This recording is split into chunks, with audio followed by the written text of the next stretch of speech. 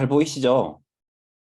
저희 신한은행에 대해서 소개를 할 텐데요. 어, 디딤이랑 거의 비슷한 문제의식에서 출발해가지고 문제의식 관련해서는 뭐 겹치는 내용들이 많을 것 같아요. 아까 최우리 대표님 말씀하셨던 것처럼 이제 청년들 같은 경우는 금융 취약계층이다 보니까 무담보 또 저신용 그래서 이제 금융 접근성이 너무 떨어지는 거죠. 그래서 이번에 이제 대한금융 포럼 오늘 포럼 주제도 청년을 위한 은행은 없다. 그래서 어떻게 하면 청년들의 금융 접근성을 높일 수 있을까? 그리고 아주 소규모이긴 하지만 청년들이 자조금융 모델을 어떻게 스스로 잘 만들 수 있을까? 이런 고민들에서 저희 신한은행도 시작됐고 또 디딤도 지금까지 좀 열심히 활동을 하고 있는 것 아닌가라는 좀 문제의식이 생각이 들고요. 또 한 가지는 이제 대구도 마찬가지라고 하셨는데 서울 경기 지역 이제 청년 1인 가구가 많이 증가를 하고 있죠. 그리고 반지하, 고시원, 옥탑방에서 지내는 청년들 같은 경우는 주거비 부담이 굉장히 큰 부담이 되고 있는 거죠. 그래서 이 청년들의 주거비 부담을 어떻게 금융 안정만 통해서 좀 해소할 수 있을까? 이런 문제의식이 있었어요.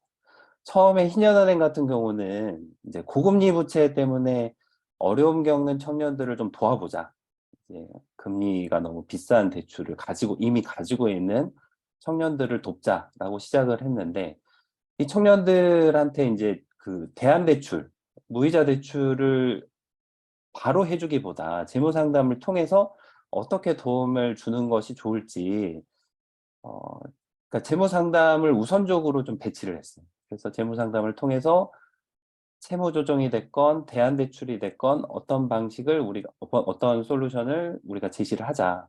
근데 뭐 아까 최효리 대표님도 말씀하셨던 것처럼 재무 상담을 하다 보니까 서울 경기권 청년들의 가장 큰 이유, 그러니까 고금리 대출을 받을 수밖에 없었던 가장 큰 이유가 주거비 부담이 가장 크더라고요. 주거보증금을 마련하는 데 있어서 어려움을 겪고 그것 때문에 목돈을 대출을 받았는데 그 목돈이 1금융권에서 받을 수가 없고 2금융권이나 뭐 대부업체나 심지어는 사채를 써서 보증금을 마련하고 또 월세를 계속 마련하는 구조, 악순환이 계속 되고 있었던 거죠. 그래서 어떻게 하면 이 청년들의 주거 불안정을 신한은행을 통해서 좀 해소할 수 있을까? 이런 문제의식이 있었고, 마지막으로는 이제 아까 재무상담 이야기도 했었는데, 저희가 이제 고금리 문제, 그리고 주거 불안정 문제를 재무상담을 통해서 풀어보려고 하면 할수록, 청년들이 금융 지식이 너무 부족하구나. 금융 이해도가 막 굉장히 떨어지구나. 자기가 지금 어느 정도의 부채를 쓰고 있고 이 부채가 가지는 의미가 무엇인지, 부채가 나한테 지어주는 부담의 정도가 어느 정도인지, 그리고 이걸 어떻게 해소할 수 있고 어떻게 풀어갈 수 있을지에 대한 감이 너무 떨어지는. 지식도 부족하거니와 이제 맷집이라고 해야 돼. 금융 맷집이라고 해야 될까요? 이 정도의 위험, 이 정도 강도의 위기는 내가 어느 정도 혼자 힘으로 뭐 어떤 방법들을 사용해서 이겨낼 수 있겠구나. 헤쳐갈 수 있겠구나. 요런 맷집이나 이해, 감, 그리고 이제 뭐라고 할까? 자기 회복력 이런 게 이제 떨어지는 거예요. 개개인은 너무 떨어지는. 그래서 이 청년 개개인이 고립되기가 쉬우니까 금융이나 주거와 관련해서 어떤 이제 정보를 가진, 지식을 가진, 그리고 어떻게 이걸 풀어가면 좋을지 조언해 줄 수 있는 그 연결 지점, 그러니까 뭐 전문 상담사라던가 아니면 금융 안전망 네트워크라든가 이런 이제 연결 지점들이 생기고 그로 인해서 서비스가 지원되면 이 청년들이 훨씬 다른 나은 방향으로 개선될 수 있는, 그러니까 전과 완전히 다른 어, 방향으로 갈 수 있다라는 거를 좀 저희가 좀 깨우치게 되면서 이런 문제의식에서 신한은행 활동이 지금 6년 차, 이제 7년을 향해 가고 있습니다. 그래서 저희가 이 문제의식을 바탕으로 크게는 세 가지 솔루션, 이제 이 문제를 해결하기 위해서 우리가 이 크게 세 가지 방법을 한번 잘 사용해 보자라고 해가지고 지난 6년 동안 좀 개발하고 축적해 왔는데요. 첫 번째가 이제 재무상담. 오늘 이제 그 포럼에도 같이 참여하신 성경준 선생님이 저희 재무상담 파트너이신데, 저희 이제 재무상담 단계는 첫 번째로는 기초 재무상담을 해요. 전반적인 상황이 어떤지를 파악한 다음에, 두 번째로는 이제 채무조정 전문 상담사 선생님을 붙여드려요. 그래서 이 상담사 선생님이 상담 이후에 보고서를 써서 주시죠. 그러면 재무 관리에 있어서나 또 채무 조정에 있어서나 어떤 솔루션을 가지고 이걸 풀어갈 수 있을지를 저희가 보고서 형태로 뽑아서 드리죠. 그러면 청년들 같은 경우는 그 보고서를 봐도 뭐가 뭔지 모르는 경우도 많아요. 그러니까 용어도 어렵고, 그리고 내가 이거를 하나하나 절차를 다 혼자서 밟아갈 수 있을까? 이런 자신감도 부족합니다. 그래서 보고서가 나오면 신한은행 상담사, 실무자, 그리고 그 서경준 선생님, 채무조정 전문 상담사, 그리고 이 내담자, 이 보고서를 토대로 이후에 이제 동행을 하는 거죠. 그래서 최대한 이 한 사람이 지속 가능하게 회복될 수 있도록. 그래서 필요하다면 저희가 가계부 쓰기를 같이 이제 동행하는, 최소 3개월 정도 가계부를 스스로 써보고 한 달에 한 번 같이 결산하고 같이 이제 체크하고 피드백하는 그 동행 프로그램까지가 이 재무상담 프로그램에 포함이 되고요. 이건 이제 상담 프로그램이고, 대출 관련해서는 크게 두 가지 대출을 저희가 운영을 하고 있어요. 하나는 고금리 전환 대출이에요. 그래서 이미 고금리, 중금리 대출을 가지고 있었던 청년들에게 저희가 무이자로 전환 대출 하는 프로그램을 운영을 하고 있어요. 그리고 이 대출은 어, 이자는 없고, 그리고 원금을 분할 상환하는 프로그램이고, 이게 야크 모델, 아까 이제 문지수 선생님도 소개해 주셨던 그 야크 모델을 저희가 많이 참고했는데, 야크는 이제 무이자 대출 또 원금 분할 상환 하는 것과 함께 의무저축을 하게 해요. 그래서 대출금의 뭐 몇 프로 정도, 20%, 30%, 50% 저희가 그 종목별로 이렇게 나눠서 의무저축을 하면 이제 원금 상환이 모두 마쳤을 때 자기 자산이 되는 거죠. 저축금들은. 그래서 이 저축금이 자기 자산이 될 수 있도록 하고, 또 한 가지는 야크도 그렇게 운영을 하는데 저축한 만큼 포인트를 지급하거든요. 금액과 기간에 비례해서 포인트를 지급해줘요. 저희도 마찬가지로 포인트가 누적될 수 있도록 해서 상환을 다 하고 저축금을 반환받을 수도 있는가 하면 추가로 자기가 쌓은 포인트를 이용해서 무이자 대출을 또 받을 수 있는. 그래서 이제 저게 6년이 되다 보니까 고금리 전환 대출 받았던 분들이 상환을 모두 마치고 자기가 저축한 포인트를 가지고 다시 뭐 2년 뒤, 3년 뒤에 대출을 받는 케이스들이 최근에 이제 왕왕 나오고 있거든요. 그러면 이제 저희는 그거를 되게 좀 좋은 사인이라고 보는 게, 고금리 대출에 이제 매여 있던 분들은 그 생애 주기별로 닥치는 여러 선택의 순간들 있죠. 뭐 결혼을 한다거나, 취업을 한다거나, 이사를 한다거나, 뭐 출산 육아를 한다거나. 이 생애 주기별로 맞닥뜨리는 여러 가지 그 선택지들을 포기하거나 단념하는 경우가 많은데, 고금리 부채에 짓눌려 있다 보면. 근데 상담을 통해서 또 전환 대출을 통해서 이 짐으로부터 벗어나니까 이 가능성의 공간이 많이 확장되는 거예요. 그래서 결혼을 하게 됐다. 그리고 뭐 취업을 하게 됐다. 진로 준비를 하게 됐다. 좀 더 이제 적극적인 파지티브한 결정 선택들을 더 많이 하게 되는 거예요. 그러면 거기에 들어가는 비용들, 뭐 결혼 비용, 뭐 이사 비용, 취업 준비 비용들을 신한은행 포인트를 이용해서 또 다시 받는. 이게 저희는 이제 선순환의 하나의 좋은 사례다라고 생각이 되고, 마지막으로는 이제 저희 희년함께는 전통적으로 이제 토지 문제, 부동산 이슈에 관심을 많이 가져왔던 기독교 단체거든요. 희년 사상도 이제 토지 문제, 또 이제 그 빚 문제를 다루고 있기도 하고요. 그래서 청년 주거 이슈가 희년은행과 굉장히 밀접한 관계가 있고 저희가 현장에서도 많이 느끼는 바이거든요. 그래서 다양한 주거보증금 지원대출 프로그램을 저희가 운영을 하고 있어요. 그래서 개인별로는 조합원 6개월 이상 되면 개인별로는 그 1인당 500만 원까지 주거보증금 지원대출을 받을 수 있고, 저희가 이제 작년 올해 이제 통계청 자료를 보니까 1인 가구, 특히나 청년 1인 가구의 경우에 큰 액수도 아니에요. 500만 원이 있고 없고에 따라서 주거 환경이 굉장히 달라요. 그 500만 원이 갈림길이더라고요. 그래서 반지하로 들어가냐, 아니면 좀 더 나은 컨디션의 주거 공간을 확보하냐. 이게 이제 보증금이 어느 금액선에서 이제 갈리냐. 500만 원이 굉장히 뭐 어떻게 보면 적은 액수일 수 있지만 청년 주거에 있어서는 500만 원도 적지 않은 기금이다.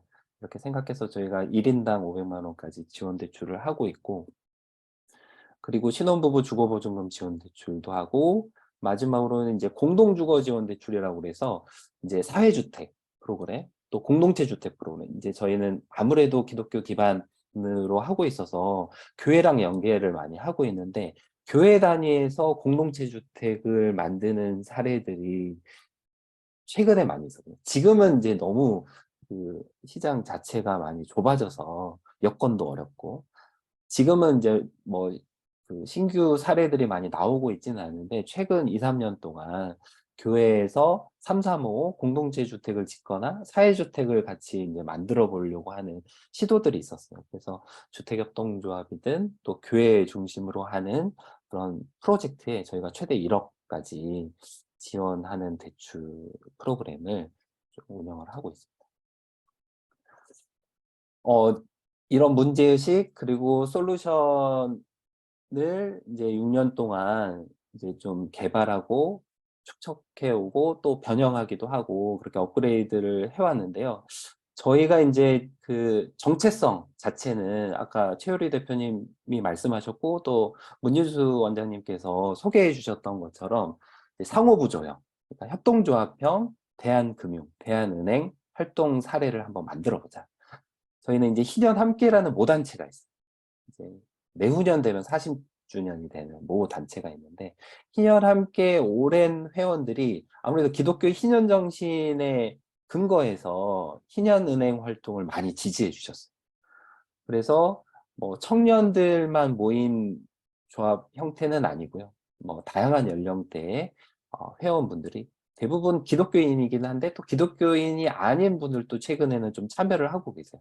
그래서 좋은 뜻으로 공동 기금을 조성하고 그 기금이 선순환될 수 있도록 하는데 뜻과 이 기금을 많이 모아주고 계시고, 아까 소개해드렸던 것처럼 무이자 저축을 하지만 또 스웨덴 야크 모델처럼 자기도 또한 포인트를 이용해서 필요할 때 대출받을 수 있도록. 그래서 약간 이제 문희도 원장님께서 이 범주를 좀 나눠주셨는데, 저희는 생각해 볼 때 이제 포용금융과 그 지역금융과 호혜금융 그 사이 어딘가에, 그래서 금융 취약계층인 청년들을 돕는 목적도 있고, 또 기본 조합원들이 자기가 저축한 그 저축금을 가지고 자기한테도 또 뭐 다른 조합원한테도 그런 이익이 돌아갈 수 있도록 좀 설계된 모델이다라고 설명을 드릴 수 있을 것 같아요. 간단하게 역사를 좀 소개를 해드리자면 2016년 4월에 저희 청춘 희년이라는 연대 활동을 했었어요. 그때 청년 부채 문제가 사회적인 이슈로 대두돼 가지고 그때 당시에 이제 기독교 단체뿐만 아니라 다른 단체들, 민간 단체들도 같이 협력해서 청춘 희년이라는 타이틀을 가지고 캠페인 활동을 벌였어요. 그래서 그 청춘 희년 활동을 계기로 해서 이제 기금들이 희년 함께 모이기 시작했고, 또 그런 교회마다 필요들이 있어가지고 희년은행을 저희가 이제 시작하게 됐고요. 저희가 이제 한 4년 차 정도 됐을 때, 3, 4년 정도 지났을 때 아까 소개해드렸던 무이자 전환대출, 또 주거보증금 지원대출, 그리고 재무상담 1차, 2차 재무상담 프로그램이 어느 정도 안착이 됐던 것 같아요. 3년 정도 시간이 걸렸던 것 같고, 그때 당시에 3, 4년, 이제 2020년이 됐을 때 누적 조합원이 한 500명 정도 됐었고, 그때 출자금이 한 5억이 됐었는데, 저희 이제 조합원분들이 그 한 달에 한 번씩 매달 초에 자기가 지난달에 얼마를 이제 그 출자금을 보냈고, 그리고 누적 출자금은 얼마인지 이제 문자를 받고 저희가 이제 사이트에 조합 1번 조합원부터 이제 500명 조합원까지 쭉 리스트를 공개를 하거든요. 익명으로 표시해서. 근데 금액들을 보면 정말 십시일반이에요. 이제 고액 후원자, 고액을 출자한 조합원이 있어서 그분의 출자금이 대부분의 포션을 차지하는 게 아니라 대부분 100만 원 정도, 100만 원, 200만 원 정도의 출자금을 아주 고르게 어, 이제 출자금을 모아주고 계셔서 이게 이제 잘 진행이 되고 지속 가능하다면 정말 이게 강점이 될 수 있겠구나. 신한은행의 강점이 될 수 있겠구나. 고른 참여, 이제 아주 십시일반의 그 500명, 600명 정도 되는 회원분들이 자기가 가진 여유 자금을 공적 자금에 계속 모으고 있다. 그러니까 이제 자동이체를 하시는 분들이 대다수예요. 그래서 10,000원, 20,000원씩 뭐 요새 뭐 카카오뱅크나 뭐 인터넷 은행 보면 10,000원, 20,000원 적금 부으면 뭐 4%, 5% 주겠다는 이제 그런 광고들 많이 띄우는데, 신한은행은 10,000원, 20,000원씩 계속 후원하는 것 셈 치고 계속 이제 신한은행에 기금을 자동이체로 모아주고 계시는. 그래서 이런 조합원 네트워크를 잘 활성화시키는 게 최근의 과제였어요. 그래서 어떻게 하면 조합원 네트워크가 활성화되어서 이 안에서 서로 이제 금융활동뿐만 아니라 그 여타의 활동까지 같이 좀 도모할 수 있지 않을까, 이런 좀 기대를 많이 하고 있고, 그리고 올해 들어서 저희가 이제 그 굵직하게, 그 전까지는 매달 이제 다양한 조합원 뭐 간담회랄지 토론회랄지 아니면 강좌나 세미나 등을 운영을 했었는데, 올해는 두 개의 좀 굵직한 사업이라고 해야 될까요? 좀 아젠다라고 해야 될까요? 이런 아젠다를 좀 신한은행이 제시하면 좋겠다 해서, 하나는 교회들을 대상으로 교회 안에 신현은행과 같은 활동을 하는 교회들이 굉장히 많아요. 이제 자체적으로 교회 안에서 공동체 기금을 만들어 가지고 교회 안 어려운 교우들을 돕는 거죠. 특히 코로나 시기 지나면서 이런 이제 신현 기금이라는 이름으로 자체 기금을 조성하고 그 기금을 이제 좀 상호부조 형태로 사용하는 사례들이 많이 있고, 또 신현은행 회원 교회들도 그런 활동들을 많이 하고 계시는데, 이게 좀 활성화되면 좋고 잘 노하우가 공유되면 좋겠다라는 생각에서 신형기금 워크숍을 올해 이제 열었는데, 이것 이제 매년 신형기금 워크숍은 계속 사례 발굴도 하고 교회 안에 계속 운동으로 가져가면 좋겠다는 생각이 하나 있고, 또 하나는 이 대한금융 이 포럼입니다. 그래서 오늘은 이제 그 정말 회의처럼 우리가 모여서 사례도 듣고, 또 이제 이론과 그리고 지형과 그리고 새로운 아이디어들 이렇게 모색해보는 자리로 만들었는데, 저희가 이제 계속 주최하기보다는 뭐 디딤, 또 이제 한살림 연대금, 또 이제 이 문진수 선생님께서 리서치한 여러 모델들이 같이 좀 가능하면 크게 모여서 좀 아젠다를 계속 이제 제기하는 장들이 계속 열리면, 꾸준히 열리면 어떨까, 이런 좀 상상력을 가지고 있어요. 그래서 좀 이제 내년에 이런 그 좀 같이 모여서 회의하고 이런 거 어떻게 아젠다를 계속 내실 있게 꾸준히 대사에 제기하면 좋을지, 그런 방안들을 같이 모색하면 좋겠다라는 꿈을 꾸고 있습니다.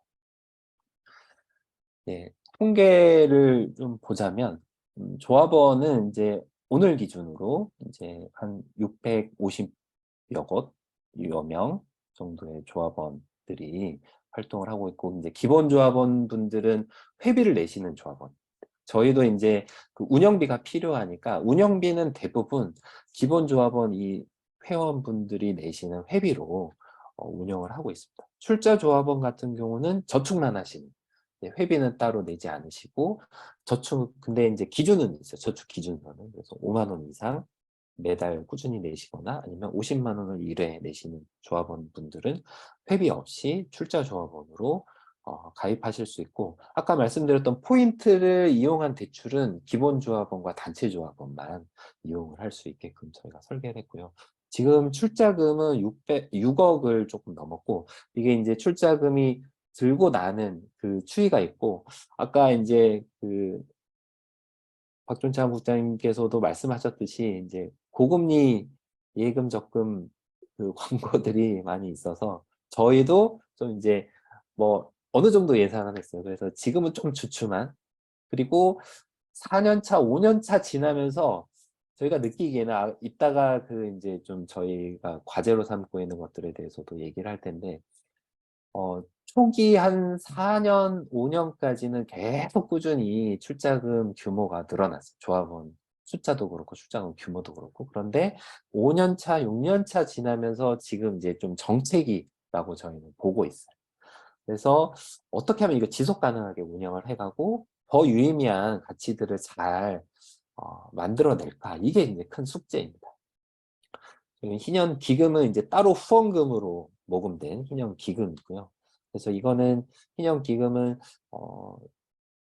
상담비로 일부 지원하기도 하고, 그리고 아주 긴급하게 생활비 지원이 필요한 청년들 같은 경우는 저희는 긴급 생계비 지원 대출을 하는데, 이거는 상환 의무가 없는 긴급 생계비 지원 대출을 이 후원금을 바탕으로 운영을 하고 있고요.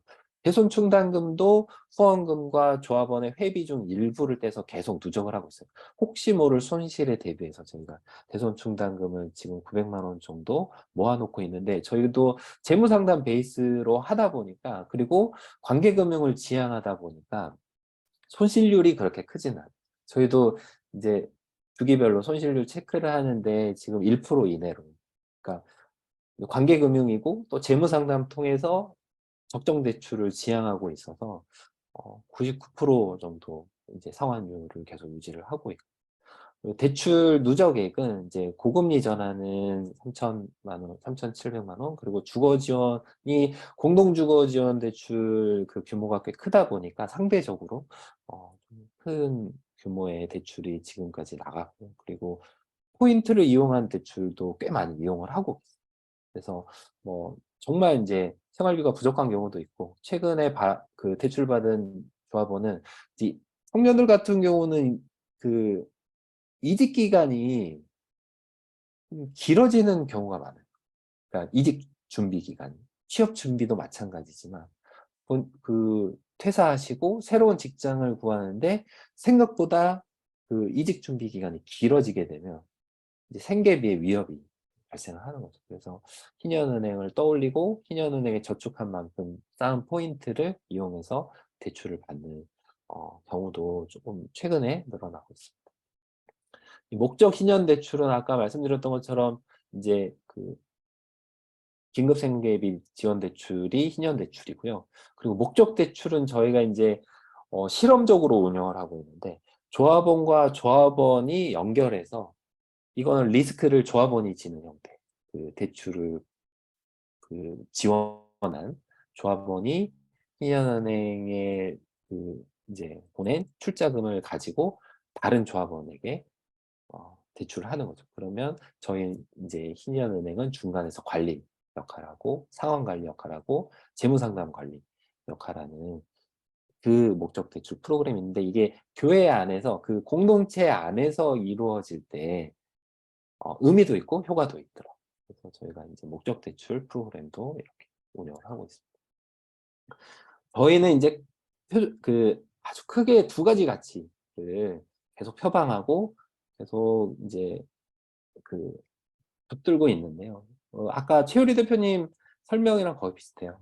관계망이 곧 안전망이 될 수 있다. 그래서 개인, 교회, 단체 관계망을 통해서 위기와 위험에 노출된 이웃을 안전망을, 금융 안전망을 통해 돕는다. 그래서 아무래도 교회랑 연계된 활동이 계속 이제 많은 사례로 저희도 나오고 있고, 교회 공동체 안에는 기본적으로 이런 이제 공동체 의식, 또 그 서로 안전하게 좀 지켜줘야 된다는 그런 의식을 가지고 있어서 그런 문화도 있고요. 그래서 신한은행이랑 접목했을 때 더 시너지가 나는 사례들이 있을 수 있고, 앞으로 그런 방향으로 좀 더 이제 저희가 집중해서 좀 가야지 않겠나. 근데 코로나 시기에 교회도 모이기가 힘들었던 정황들이 있었어요. 그래서 좀 아쉽기는 했었는데, 코로나가 어느 정도 풀리고 내년에는 좀 이 그 교회마다 이런 안전망들을 자체적으로도 구성하고 또 신한은행과 연계해서 좀 잘 뿌리는 게, 그래서 최근에 서울의 교회들 청년부 단위로 저희 단체 조합원에 가입하는 경우들이 있거든요. 그러니까 그 교회 안 청년부 커뮤니티가 희년은행 금융안전망이랑 연계가 돼가지고 그 안에서 자체적으로 좀 서로 돕는 구조가 만들어질 수 있겠다 이런 기대를 하고 있습니다. 그리고 아까 말씀드렸던 것처럼 저희는 그 일회성 대출을 통한 공급, 그래서 그걸 통해서 이제 좀 한 곱이 넘는 거를 넘어서 좀 지속 가능하게 이분이 재무 관리도 하고 또 안정적인 그 현금 흐름을 좀 계속 유지할 수 있도록 하는 게 저희의 좀 저희가 계속 고수해야 되는 가치가 아닌가 생각을 하고 있습니다. 또 이제 갈수록 저희가 이제 협업 구조를 잘 짜는 게 무엇보다 중요하구나. 이제 실무자 한 사람, 또 뭐 아주 운영위원 한두 명이 주도해 가는 이 모델이 아니라 조합원들이 어떻게 하면 네트워크를 활성화해서 조합원 자체적으로 야크는 이제 조합원 동아리 그 자원 활동이 굉장히 활성화되어 있거든요. 그래서 저희도 그런 모델로 계속 좀 가려고 하는데 교육도 그렇고 이제 조합원들이 이제 좀 그 재능 기부를 한다거나 그리고 네트워크 활동을 활발하게 할 수 있는 다양한 좀 거리들을 잘 만들어가면 좋겠다. 무이자 저축은 물론이거나 좀 이런 활동들이 좀 활성화되면 좋겠다는 생각을 하고 있고 그리고 운영위원회가 저희는 따로 있어요. 그래서 이제 기획도 운영 또 대출 심사를 저희 이제 실무자가 1차적으로 하고 이 대출 심사 위원분들이 그러니까 이제 대출이 나가기까지 실무선에서 1차 재무 상담하고 또 저희 그 전문 상담사 선생님, 채무조정 전문 상담사 선생님이 또 2차로 또 상담을 하고 이걸 바탕으로 이런 자료를 바탕으로 1차 심사하고 또 최종은 대출심사위원분들이 의사결정해서 이렇게 대출이 나가고 감사를 또 받고 있습니다. 그리고 이제 내년부터는 자문위원이나 협력위원분들을 좀 저희가 잘 위촉해가지고 공부도 많이 해야 될 것 같고, 아까 이제 그 문진수 원장님과 또 이제 박종찬 사무장님께서 저희에게 많은 이제 좀 인사이트를 주시고, 저희가 이제 아까 전문성 이야기를 많이 하셨는데, 어떻게 하면 이제 그 우리 자체 전문성을 더 높여갈 수 있을까?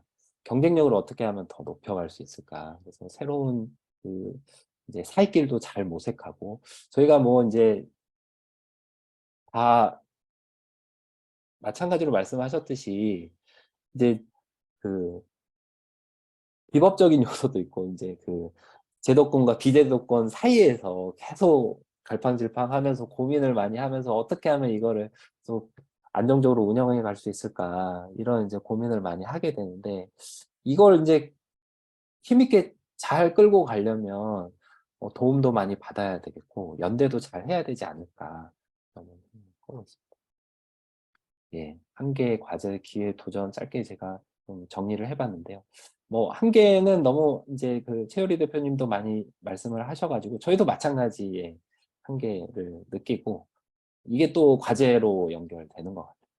저희 이제 최근의 과제는 어떻게 하면 희년은행의 고유한 그 비전, 핵심 가치가 더 선명해질 수 있을 것인가. 그래서 누구나 들으면 아, 희년은행은 이렇다는 곳. 그래서 아주 그 설득력 있게 그 고유한 핵심 가치를 잘 전달해서 우리가 이제 막 규모화로 가기 전에 뭐 규모화로 갈지 말지도 좀 고민을 해야 되겠지만 가장 우선적으로는 우리의 핵심 가치를 더 선명하게 하는 것. 그래서 이 가치 있는 결과물들, 가치 있는 행보들을 잘 남기는 것. 이게 이제 중요한 숙제겠다라는 생각이 들고, 운영 안정성이나 자원 개발, 이거는 이제 지속 가능성과 관련된 과제인데, 늘 이제 계속 좀 붙들고 있는 숙제입니다. 네. 그리고 기회라고 한다면, 부침이 많이 있기는 하지만 청년 자조금융 또 청년들을 위한 여러 금융 서비스나 주거 서비스에 대한 이제 필요는 계속 증대되고 있고 사례가 나왔다가 발화 단계에서 싹도 틔우지 못한 상태로 이렇게 소멸하는 사례들도 없지 않아 있어요. 저 주변에도 많이 좀 지켜보고 있었는데, 어떻게 하면 이 기회를 잘 살려서 정말 이제 필요에 부응하는 그런 이제 알토란 같은 그런 사례들을 잘 만들 것인가. 이게 이제 기회이자 도전인데, 또 저희가 이제 조합원들 상대하고 또 신년에 관심 있는 분들이랑 이렇게 좀 소통을 하다 보면 이런 활동에 관심 갖는 구성원들, 교회 구성원들, 사회 구성원들이 저는 점점 늘어나고 있다고 생각해요. 이제 환경 자체 또 현실 자체는 뒤처진 거는 분명한데, 한 명 한 명의 구성원들은 이런 데 관심이 많고, 어떻게 하면 이 불평등 문제, 그리고 취약계층, 그리고 상호협동하는 그런 모델들을 잘 만들 것인가에 대한 관심이 많아지고 있다라는 걸 저희는 좀 이제 캐치를 하고 있고요. 또 대한은행 모델의 사회적 임팩트가 그만큼 크니까 하나하나의 모델이 가진 사회적 임팩트가 크다는 생각이 들고, 또 많이 좀 나왔으면 하는 기대가 또 있지 않나라는 생각이 있습니다. 이런 기회들을 가지고 저희는 이제 가치 있는 활동, 또 가치 있는 관계와 연결, 그리고 이제 박 총장, 사무국장님 말씀하셨던 것처럼 지난번 미팅 때 저희 흰년은행이랑 사무국장님이랑 미팅할 때도 이런 주문을 하셨었는데, 일원화하지 않고 어떻게 하면 다각화할 수 있을지를 고민하고, 그 살길을 잘 모색해서 우리한테 적합한 방안들을 잘 구축하는 거, 이런 게 또 이제 도전이겠다 싶습니다. 예.